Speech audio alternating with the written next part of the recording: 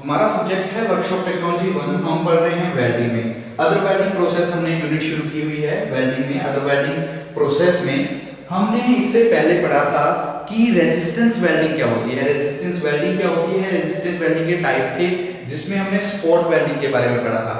आज जो हम पढ़ने जा रहे हैं हमारा है रेजिस्टेंस सीम वेल्डिंग। हमारा जो टॉपिक है वो कौन सा है, रेजिस्टेंस सीम वेल्डिंग। की सीम वेल्डिंग क्या होती है, सेम जैसे हमारी स्पॉट वेल्डिंग होती है, जैसे हमने इससे पहले रेजिस्टेंस स्पॉट वेल्डिंग के बारे में पढ़ा था, सेम वैसी ही होती है।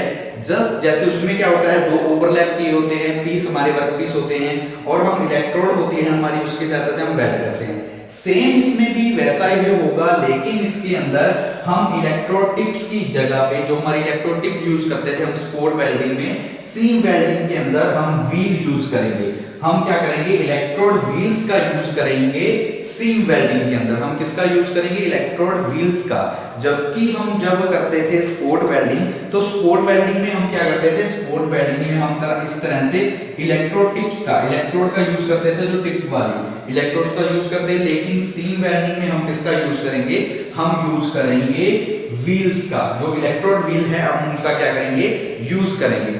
इसके अलावा हम क्या कर सकते हैं, जो हमारी इलेक्ट्रोड होती है इसको हम पावर की सहायता से क्या करेंगे, ड्रिवन करेंगे। ये क्या करेंगे, पावर की सहायता से ये क्या करेंगे, व्हील रोटेट करेंगे। जब रोटेट करेंगे तो वर्कपीस भी हमारा क्या करेगा, मूव करेगा। जब जब हमारे व्हील्स जो होंगे, जब हम पावर सप्लाई ऑन करेंगे, जब हम इनको ड्राइव करवाएंगे व्हील्स को, तो व्हील क्या करेंगे, रोटेट करेंगे। तो रोटेट करने की वजह से होगा हमारा वर्कपीस भी क्या करेगा, मूव करेगा। हमारा जो वर्कपीस होगा वो भी क्या करेगा, मूव करेगा।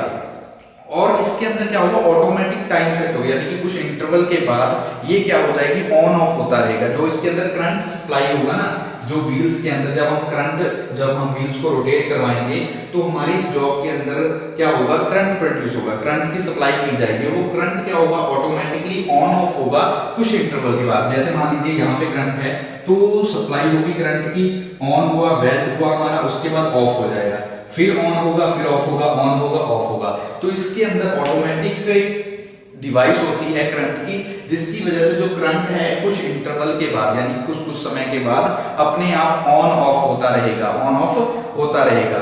ठीक है, इस प्रोसेस के अंदर हम इसको रोल स्पॉट वेल्डिंग भी बोल सकते हैं। जैसे स्पॉट वेल्डिंग है ना, हम इसको रोल स्पॉट वेल्डिंग भी बोल सकते हैं। क्यों, क्योंकि हम इसके अंदर रोलर का यूज कर रहे हैं। हम इसको रोल स्पॉट वेल्डिंग क्यों बोल सकते हैं, इसके अंदर हम किसका यूज कर रहे हैं, रोलर्स का भी यूज कर रहे हैं। तो हम इसके अंदर जब बात करेंगे, लिखने के बारे में बात करें, तो हम क्या बोलेंगे कि seam welding is similar to spot welding. कि जो हमारी सीम वेल्डिंग होती है ये सिमिलर होती है। ठीक है, सीम वेल्डिंग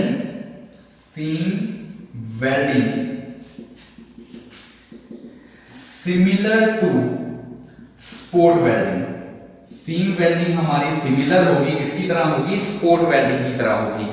ठीक है, इसके अंदर भी हम क्या करेंगे, शीट की ओवरलैप होगी। हमारे पास क्या है, दो वर्कपीस है, ये हमारी क्या है, जॉब है, जॉब यानी कि वर्कपीस। वर्कपीस है, वर्कपीस का क्या होगा, वर्कपीस क्या है, ओवरलैप है, यानी कि एक दूसरे के ऊपर ओवरलैप है। और इसके अंदर क्या होगा, जैसे स्टेप वाइज हमारी क्या करेगी, वेल्डिंग करेगी। वो रिक्वायर होगी कि जैसे हमें रिक्वायर है वेल्डिंग हमने किस तरह से करनी है, इस तरह से स्पॉट वेल्डिंग के तरीके से करनी है, जब हमें स्टिच वेल्डिंग करनी है, कंटिन्यूस वेल्डिंग करनी है, या कुछ इंटरवल के बाद वेल्डिंग करनी है। ठीक है, उसके बाद हमने क्या बोला इसके अंदर कि स्पॉट वेल्ड, जब हम सीम वेल्डिंग की बात करते हैं तो सीम वेल्डिंग के अंदर हम इलेक्ट्रोड रोल्स का, यानी कि इलेक्ट्रोड व्हील्स का यूज करते हैं। जबकि स्पॉट वेल्डिंग के अंदर हम किसका यूज करते थे, इलेक्ट्रोड टिप का। तो सीम वेल्डिंग के अंदर जो हम यूज करेंगे, किसका यूज करेंगे, सीम वेल्डिंग के अंदर हम व्हील इलेक्ट्रोड्स का यूज करेंगे। किसका यूज करेंगे, व्हील इलेक्ट्रोड्स का यूज करेंगे। लेकिन स्पॉट वेल्डिंग में हम किसका करते थे, इलेक्ट्रोड टिप्स का यूज करते थे। ठीक है, ये सेकंड पॉइंट हो गया। उसके बाद और हम बात करते हैं इसके अंदर कि हमारा जो व्हील्स है, जो हमारी इलेक्ट्रोड्स है, पावर ड्रिवन, इनको ड्रिवन किया जाएगा पावर की सहायता से। जैसे जैसे हमारी ये ड्राइव करेंगी, यानी कि जो हमारे व्हील्स हैं, इलेक्ट्रोड हैं, जैसे जैसे रोटेट करेंगी हमारा वर्कपीस भी क्या करेगा, मूव करेगा। यानी कि अगर हमारी इलेक्ट्रोड रोटेट करेगी, इलेक्ट्रोड क्या करेगी, इलेक्ट्रोड रोटेट करेगी। ठीक है, इलेक्ट्रोड रोटेट करेगी और हमारा वर्कपीस क्या करेगा, वर्कपीस मूव करेगा। इलेक्ट्रोड रोटेट करेगी, वर्कपीस क्या करेगा, मूव करेगा। ठीक है। उसके बाद क्या है, हाई स्पीड के साथ मतलब इसकी स्पीड होती है जो एडजस्टेड की जाती है, एडजस्टेड स्पीड होती है। उसके बाद हम क्या कर सकते हैं, वेल्ड को जो भी हम वेल्ड करना चाहते हैं, वेल्डिंग जो भी पार्ट को वेल्ड करना चाहते हैं हम उसको क्या कर सकते हैं, आसानी के साथ वेल्ड कर सकते हैं। इसके अलावा इसमें आपको क्या बोला कि हम स्पोर्ट वेल्डिंग को रोल, ठीक है, रोल जो हम रोल भी बोल सकते हैं कि इसको रोल स्पोर्ट वेल्डिंग भी बोल सकते हैं, रोल स्पोर्ट वेल्डिंग भी बोल सकते हैं। क्यों बोल सकते हैं, क्योंकि इसके अंदर हम किसका यूज कर रहे हैं, रोलर्स का यूज कर रहे हैं, व्हील्स का यूज कर रहे हैं, इसलिए हम इसको क्या रोल स्पोर्ट वेल्डिंग भी बोल सकते हैं। ठीक है, रोल स्पोर्ट वेल्डिंग भी बोल सकते हैं, या फिर हम स्टिच वेल्डिंग भी बोल सकते हैं। क्या बोल सकते हैं, स्टिच वेल्डिंग। और जो हम इसमें मतलब वेल्डिंग करते हैं वो थिन मेटल्स की करते हैं। ठीक है, very thin metals, thin metal जो हम जोड़ते हैं, वेल्ड कर रहे हैं प्लेट्स को, जो हम शीट्स को वेल्ड कर रहे हैं उनकी थिकनेस होती है बहुत कम, यानी कि थिन मेटल होती है 3 mm से भी कम होती है। जो थिकनेस होती है ना, लेस देन 3 mm इन थिकनेस, जो मोटाई में होनी चाहिए वो कितनी होनी चाहिए, 3 mm से भी क्या होनी चाहिए, कम होनी चाहिए। 3 mm इन थिकनेस, थिकनेस में कितनी होनी चाहिए, 3 mm से भी कम होनी चाहिए। ठीक है, बस इसी तरह हम क्या करेंगे, हमारे इलेक्ट्रोड की सहायता से हम इनको क्या कर देंगे, वर्कपीस को जो हम वेल्ड करना चाहते हैं, शीट को वेल्ड करना चाहते हैं, वेल्ड कर देंगे।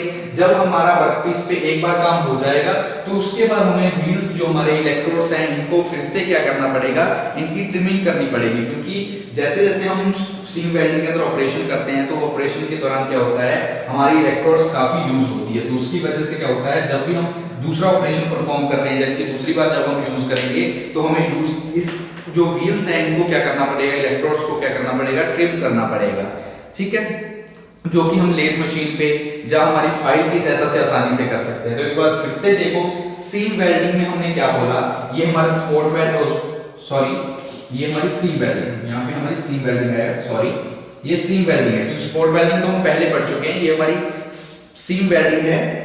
ठीक है, सीम वेल्डिंग, स्पोर्ट वेल्डिंग, जैसे हम स्पोर्ट वेल्डिंग मान लो, सीम वेल्डिंग, स्पोर्ट वेल्डिंग बोल सकते हो, सीम वेल्डिंग बोल सकते हो। जैसा कि हमने पहले पढ़ा है, पहले हमने बात क्या की थी, हमने बात की थी कि वेल्डिंग के अंदर जब हम सीम वेल्डिंग यूज करते हैं तो सीम वेल्डिंग में हम क्या करते थे, सीम वेल्डिंग में हमने क्या किया था, सीम वेल्डिंग जो होती है वो सिमिलर होती है। हमने क्या बोला था सबसे पहले जब हम पढ़ रहे थे रेजिस्टेंस सीम वेल्डिंग के बारे में, हमने बोला था कि जो हमारी सीम वेल्डिंग होती है वो सिमिलर होती है स्पोर्ट वेल्डिंग की तरह। सीम वेल्डिंग होती है, सिमिलर होती है स्पोर्ट वेल्डिंग की तरह, लेकिन इसमें क्या होता है, हमारी ओवरलैप शीट्स का यूज होता है। जैसे उसमें भी क्या होती थी, हमारी शीट ओवरलैप होती थी, इसमें भी शीट ओवरलैप होगी और कंटिन्यूस क्या होगा, वेल्ड होगा। कंटिन्यूस क्या होगा, ये वेल्ड बनता जाएगा, मेकिंग ए कंटिन्यूस वेल्ड सीम। इसके अंदर क्या होगा, शीट ओवरलैप होगी और कंटिन्यूस वेल्ड ए सीम और सीम वेल्डिंग होगी। उसके अलावा हमने क्या बात की कि सीम वेल्डिंग के अंदर हम व्हील इलेक्ट्रोड्स का यूज करते हैं, लेकिन स्पोर्ट वेल्डिंग के अंदर हम किसका यूज करते थे, टिप इलेक्ट्रोड का, जो इलेक्ट्रोड की टिप्स होती थी हम उनका यूज करते थे स्पोर्ट वेल्डिंग के अलावा। और इसमें हमने क्या किया कि जो सीम वेल्डिंग के अंदर होता है, सीम वेल्डिंग के अंदर क्या होता है, जो व्हील्स है इलेक्ट्रोड्स हो पावर के द्वारा ड्रिवन होगी, यानी कि घूमेगी, रोटेट करेगी। हमारे व्हील्स क्या करेंगे, व्हील्स यानी कि ये इलेक्ट्रोड, ये इलेक्ट्रोड्स क्या करेंगी, रोटेट करेगी। रोटेट करने की वजह से क्या होगा, हमारा वर्कपीस भी क्या करेगा, मूव करेगा, वर्कपीस भी क्या करेगा, मूव होगा। इसके अंदर जो करंट होगा, करंट क्या होगा, ऑटोमेटिकली ऑन ऑफ होता रहेगा कुछ समय के बाद, यानी कि कुछ इंटरवल के बाद, यानी कि कुछ गैप के बाद, कुछ समय के बाद जो हमारा करंट हम सप्लाई कर रहे हैं वो क्या होता रहेगा, ऑन ऑफ होता रहेगा। वो क्या रहेगा, ऑन ऑफ होता रहेगा। इसके अलावा हमने बात की कि हम जो अपनी स्पोर्ट सीम वेल्डिंग है, सीम वेल्डिंग को हम रोल स्पोर्ट वेल्डिंग, माने ये हमने बात की थी ना स्पोर्ट वेल्डिंग वाली, इसको हम रोल स्पोर्ट वेल्डिंग भी बोल सकते हैं। इसको हम क्या बोल सकते हैं, रोल स्पोर्ट वेल्डिंग। ठीक है, रोल स्पोर्ट वेल्डिंग, ये क्या हो सकती है, रोल स्पोर्ट वेल्डिंग। नॉर्मली हमने पहले सिर्फ स्पोर्ट वेल्डिंग के बारे में पढ़ा था, लेकिन जब हम रोल का यूज कर रहे हैं तो वो रोल स्पोर्ट वेल्डिंग होती है। हमने पढ़ा था ना इस तरह से वेल्डिंग, हमारी टिप्स थी, एक ये वाली थी इस तरह से, बीच में हमारा क्या था, ओवरलैप्ड वर्कपीस था, हम यहां से वेल्ड कर रहे थे। ये तो हमारा कौन सा है, टिप इलेक्ट्रोड वाला, ये हमारा कौन सा है, टिप इलेक्ट्रोड वाला। लेकिन जब हम रोल का यूज करेंगे स्पोर्ट वेल्डिंग के अंदर तो हम उसको बोल देंगे roll sport welding, roll sport welding बोल देंगे। ठीक है, तो रोल स्पोर्ट वेल्डिंग भी बोल सकते हैं। इसके अलावा हमने क्या बोला कि जो हम सीम वेल्डिंग है इसका यूज हम करते हैं जो मतलब 3 mm तक होती है, या 3 mm से कम मोटाई की शीट होती है, थिकनेस की शीट होती है, उनको वेल्ड करने के लिए हम यूज करते हैं सीम वेल्डिंग का। जैसे हमारे स्टेनलेस स्टील होता है, ठीक है, एल्युमिनियम होता है, तो उस तरह की शीट्स को वेल्ड करने के लिए, मेटल्स को वेल्ड करने के लिए हम यूज करते हैं सीम वेल्डिंग का। ठीक है, तो ये आपने अच्छी तरह समझना सीम वेल्डिंग में क्या है। सिंपल सीम वेल्डिंग सिमिलर होती है स्पॉट वेल्डिंग की तरह। इसके अंदर हम व्हील इलेक्ट्रोड्स का यूज करते हैं, ना कि इलेक्ट्रोड टिप्स का। उसके बाद इलेक्ट्रोड इसमें रोटेट करेगी तो हमारा वर्कपीस मूव करेगा। रोल स्पॉट वेल्डिंग भी हम इसको बोल सकते हैं। थिकनेस जो होती है वो 3 mm से कम होती है वेल्ड करने की, यानी कि वेल्डिंग के लिए हमें जो थिकनेस चाहिए वो कितनी होनी चाहिए, 3 mm से कम होनी चाहिए, 3 mm से क्या होनी चाहिए, कम होनी चाहिए। अब हम बात करते हैं प्रिंसिपल ऑफ सीम वेल्डिंग का। ठीक है, अब हम बात करते हैं प्रिंसिपल, ठीक है, प्रिंसिपल के बारे में। ठीक है, प्रिंसिपल बोल सकते हो या फिर ऑपरेशन बोल सकते हो। ठीक है, प्रिंसिपल ऑफ ऑपरेशन या फिर प्रिंसिपल ऑफ सीम वेल्डिंग। ठीक है, सीम वेल्डिंग जो हमने अभी पढ़ी है उसका प्रिंसिपल क्या है, सीम वेल्डिंग का। तो जब भी हम सीम वेल्डिंग का प्रिंसिपल की बात करेंगे तो हम क्या करेंगे, सबसे पहले हमारे वर्कपीस को तैयार करेंगे। हम क्या करेंगे, हमारे वर्कपीस है जो, हम वर्कपीस को क्लीन करेंगे। वर्कपीस के ऊपर जो भी क्रोजन है, रस्ट वगैरह है, हम उसको क्या करेंगे, पूरी तरह से रिमूव करेंगे। तो सबसे पहले जब भी हम सीम वेल्डिंग की शुरुआत करेंगे तो हम क्या करेंगे, जो भी हमारा वेल्डिंग पीस है, जो भी हम वेल्ड करना चाहते हैं पार्ट, उस पार्ट को पूरी तरह से क्या करेंगे, क्लीन करेंगे। उसके ऊपर जो भी रस्ट है, डस्ट है, हम उसको क्या करेंगे, रिमूव करेंगे और ओवरलैप करेंगे सुटेबली, यानी कि अच्छी तरह से हमारे वर्कपीस को क्या करेंगे, ओवरलैप करेंगे एक दूसरे के ऊपर, ओवरलैप करेंगे और उसको प्लेस्ड कर देंगे। किसके बीच में प्लेस कर देंगे, दो हमारे रोलर होंगे, ये इलेक्ट्रोड व्हील है, इलेक्ट्रोड व्हील के बीच क्या करेंगे, हमारे जो वर्कपीस है यानी कि जो ओवरलैप वर्कपीस है, इन दोनों को हम क्या कर देंगे, रो इलेक्ट्रोड्स के बीच में क्या करेंगे, प्लेस्ड करेंगे। इलेक्ट्रोड के बीच में हम क्या कर देंगे, इनको प्लेस्ड कर देंगे। वो इलेक्ट्रोड फोर्स के साथ इनको क्या करेगा, बीच में होल्ड कर लेगा। जो हमारी इलेक्ट्रोड की फोर्स होगी, इस फोर्स की वजह से ये दोनों वर्कपीस क्या हो जाएंगे, हमारे इलेक्ट्रोड के बीच में प्लेस्ड हो जाएंगे। उसके बाद हम क्या करेंगे, स्विच ऑन कर देंगे। किसको स्विच ऑन करेंगे, जो हमारी करंट की सप्लाई है और जो कूलेंट सप्लाई है, यानी कि कूलेंट की सप्लाई को और करंट की सप्लाई को हम क्या करेंगे, इसके ऊपर क्या कर देंगे, ऑन कर देंगे, यानी कि स्विच ऑन कर देंगे। ठीक है, उसके बाद क्या होगा, करंट अप्लाई होगा। हमारी जॉब है, जॉब जो हमारा वर्कपीस है उसके बीच में क्या होगा, करंट अप्लाई होगा। अप्लाई होने की वजह से क्या होगा, वर्कपीस जो हमारा ये इलेक्ट्रोड्स है ये रोटेट करेंगी, वर्कपीस हमारा क्या करेगा, मूव करेगा और उस दौरान क्या हो जाएगा, मेल्ट होगा हमारा पीस, जहां से वो मेल्ट होना चाहिए, जो मेल्टिंग जोन है, यानी कि जहां से हम उसको वेल्ड करना चाहते हैं, वहां से वो पीस क्या होगा, मेल्ट होगा और उसकी वजह से क्या होगा, हमारा वेल्डिंग ज्वाइंट तैयार होगा। हमारा वेल्डिंग ज्वाइंट क्या होगा, तैयार हो जाएगा। ठीक है, तो फिर से देखो हमने प्रिंसिपल में क्या बात की, प्रिंसिपल में हमने क्या बात की कि हम सबसे पहले क्या करेंगे, प्रिपेयर द वर्कपीस। ठीक है, प्रिपेयर द वर्कपीस, कि सबसे पहले हम प्रिंसिपल में क्या करेंगे, हमारे वर्कपीस को तैयार करेंगे, यानी कि जो हमारा वर्कपीस है, वर्कपीस को तैयार करेंगे। वर्कपीस की पूरी अच्छी तरह से सफाई करेंगे, क्लीन करेंगे। वर्कपीस के ऊपर जो भी रस्ट है, डस्ट है, हम उसको क्या रिमूव करेंगे। उसके बाद हम दो जो हमारे पास शीट्स हैं उनको अच्छी तरह से क्या करेंगे, ओवरलैप करेंगे। हमारे पास दो वर्कपीस है, हम दो वर्कपीस है, दो पार्ट्स है, दोनों पार्ट्स को क्या करेंगे, अच्छी तरह से एक दूसरे के ऊपर ओवरलैप करेंगे। ओवरलैप करने के बाद हम क्या करेंगे, इस जो वर्कपीस है, जो हमारा ओवरलैप हो चुका वर्कपीस है, हम उस वर्कपीस को उठाएंगे और इलेक्ट्रोड जो हमारे पास इलेक्ट्रोड होंगी, यानी कि व्हील इलेक्ट्रोड होगी, हम उन दोनों के बीच में उसको क्या कर देंगे, प्लेस्ड कर देंगे। वो व्हील्स क्या होंगे, अपनी व्हील्स इलेक्ट्रोड फोर्स की वजह से इन दोनों को अपने बीच में क्या कर लेंगे, वर्कपीस को क्या कर लेंगे, होल्ड कर लेंगे। वर्कपीस को होल्ड किया, उसके बाद हम क्या करेंगे, करंट की सप्लाई करेंगे। हम क्या करेंगे, करंट और कूलेंट दोनों की सप्लाई करेंगे। हम करेंगे करंट और कूलेंट दोनों की सप्लाई करेंगे, जिसकी वजह से क्या होगा, जो हमारा इलेक्ट्रोड व्हील्स है ये रोटेट करना, यानी कि रोटेट करना शुरू करेगा। जैसे जैसे रोटेट करेगा वैसे वैसे वर्कपीस हमारा क्या करेगा, मूव करेगा और इलेक्ट्रिसिटी की वजह से, इलेक्ट्रिकल करंट की वजह से फ्यूजन प्रोड्यूस होगा, हीट प्रोड्यूस होगी, हीट की वजह से मेल्ट होगा वर्किंग एरिया, जहां पर हम वर्क कर रहे हैं, जिस पीस पे, जिस पीस को हम वेल्ड करना चाहते हैं वो एरिया मेल्ट होगा और आपस में वेल्ड हो जाएगा, और आपस में क्या हो जाएगा, दोनों पार्ट क्या हो जाएंगे, आपस में वेल्ड हो जाएंगे। तो ये हम लिखेंगे प्रिंसिपल में कि प्रिपेयर द वर्कपीस। सबसे पहले वर्कपीस को प्रिपेयर करेंगे, फिर होल्ड करेंगे, होल्ड द वर्कपीस। हम क्या करेंगे, होल्ड द वर्कपीस, वर्कपीस को होल्ड करेंगे between the two electrodes, between two wheel electrodes, between two wheel electrode, दो इलेक्ट्रोड के बीच में हम वर्कपीस को होल्ड करेंगे।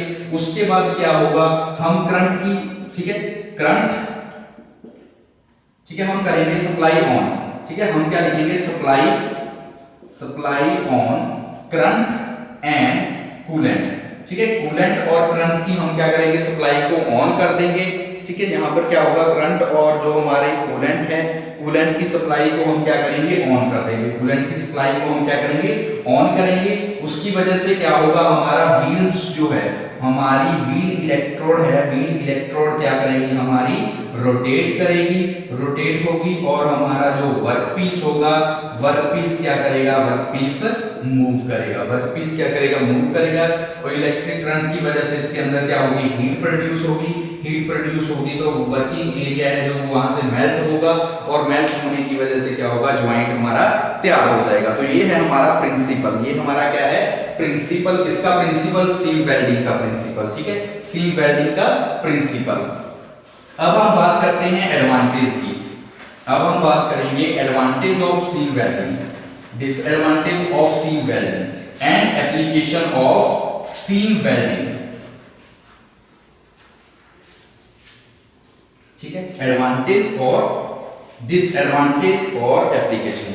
तो सबसे पहले हम बात करते हैं हमारी एडवांटेज की। सबसे पहले बात करते हैं एडवांटेज ऑफ सीम वेल्डिंग, ठीक है, एडवांटेज ऑफ सीम वेल्डिंग।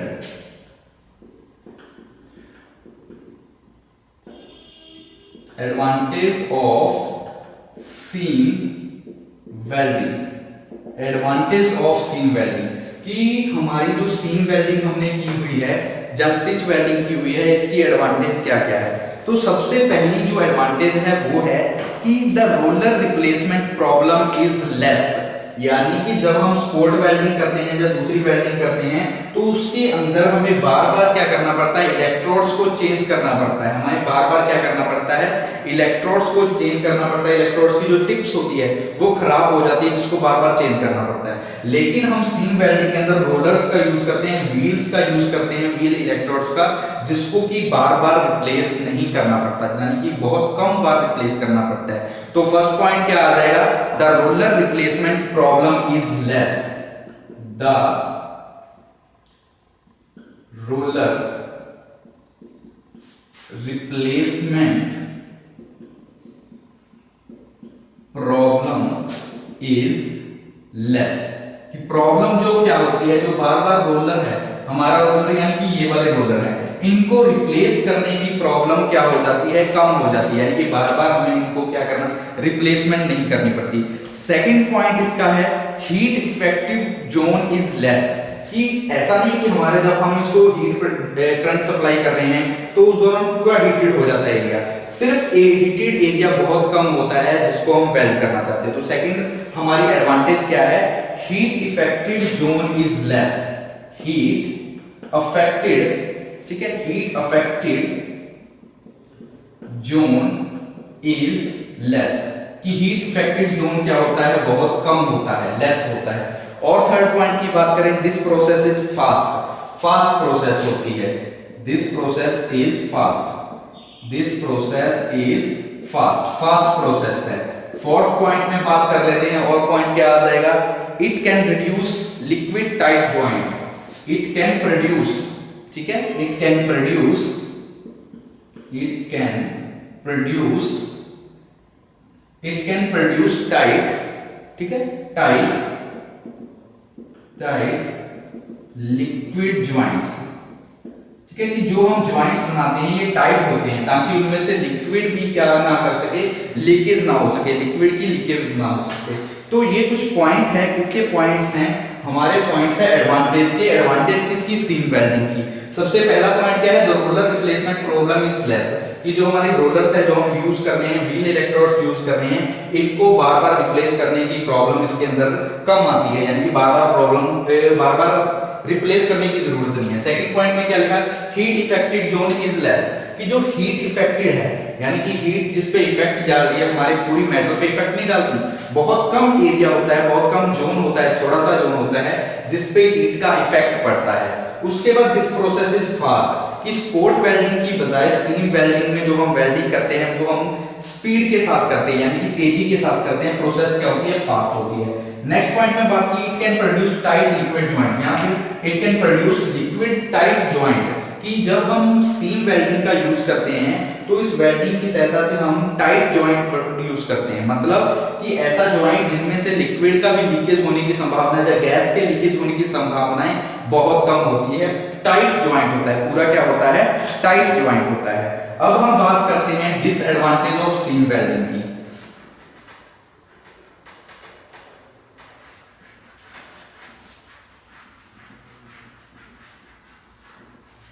ठीक है, अब हम बात करते हैं disadvantage of seam welding.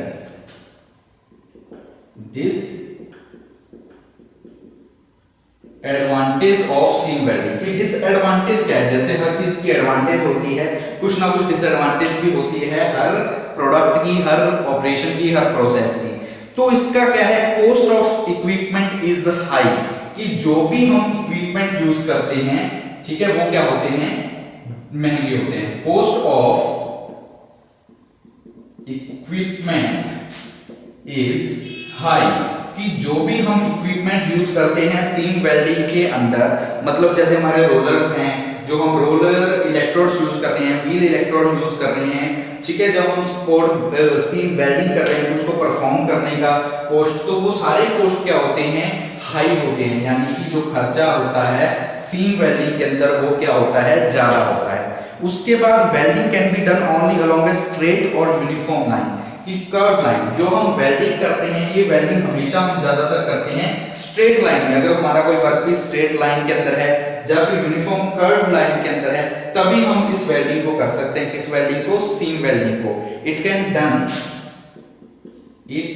Be done only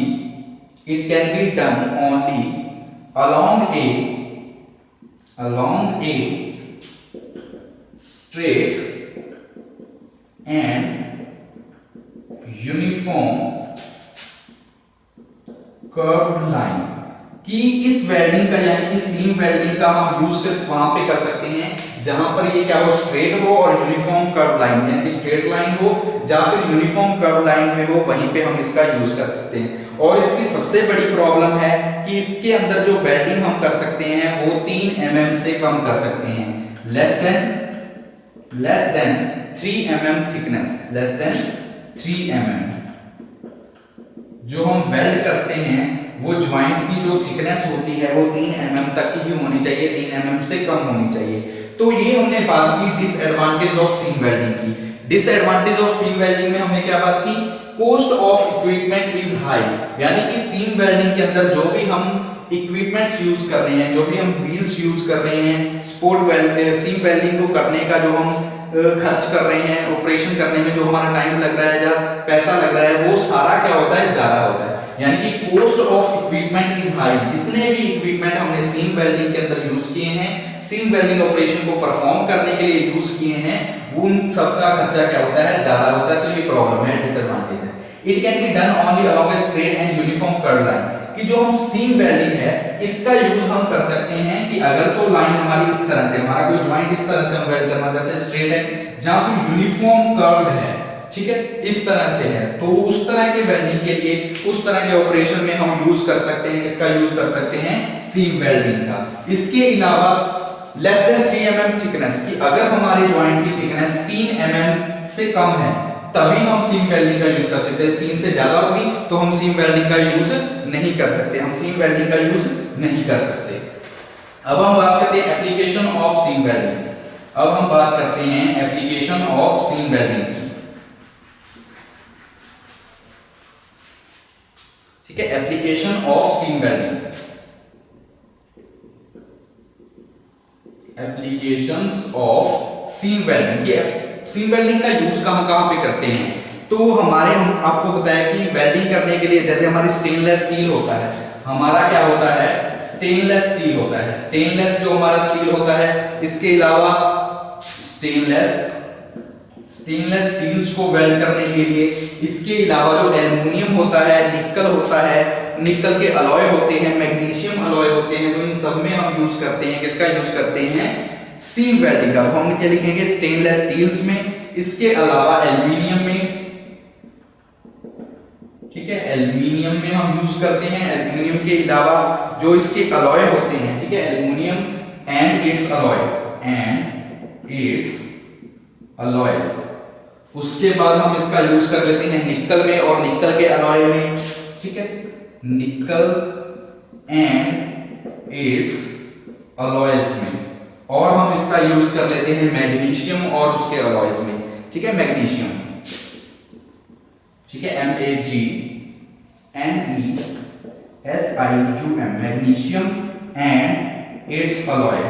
जो मैग्नीशियम होगा या फिर मैग्नीशियम के जो अलॉयज होंगे तो उनमें भी हम यूज कर लेंगे, किसका यूज कर लेंगे, हम यूज कर लेंगे सीम वेल्डिंग का। तो सीम वेल्डिंग का हम यूज कहां पे करते हैं, तो सीम वेल्डिंग का हम यूज करते हैं स्टेनलेस स्टील्स की वेल्डिंग करने के लिए। It is used in stainless steel, it is used in aluminium and it's alloy, it is used in निकल and it's alloy, it is used in magnesium and alloy. तो ये हमने बात की हमारी रेजिस्टेंस सीम वेल्डिंग के बारे में। आपको बताया था हमारी 4 प्रकार की रेजिस्टेंस वेल्डिंग होती है, resistance spot welding, resistance seam welding, projection welding और प्रिकॉशन वेल्डिंग। तो हमने अभी तक 2 वेल्डिंग के बारे में पढ़ा। लास्ट लेक्चर में हमने बात की थी रेजिस्टेंस स्पॉट वेल्डिंग के बारे में, उसके एडवांटेज, डिसएडवांटेज, प्रिंसिपल एप्लीकेशन के बारे में बात की। आज के इस लेक्चर में हमने बात की सीम वेल्डिंग के बारे में कि सीम वेल्डिंग क्या होती है, फिर हमने प्रिंसिपल पढ़ा कि सीम वेल्डिंग का प्रिंसिपल क्या है, एडवांटेज, डिसएडवांटेज और एप्लीकेशन के एप्लीकेशन यूज कहां पे होता है। जो भी हमारे स्टेनलेस स्टील्स होते हैं उनकी वेल्डिंग करने के लिए, एल्युमिनियम या फिर उसके जो अलॉय होते हैं उनकी वेल्डिंग करने के लिए, निकल या उसके अलॉय की वेल्डिंग करने के लिए, मैग्नीशियम या फिर उसके अलॉय की वेल्डिंग करने के लिए। नेक्स्ट लेक्चर में हम बात करेंगे प्रोजेक्शन वेल्डिंग और प्रिकॉशन वेल्डिंग के बारे में।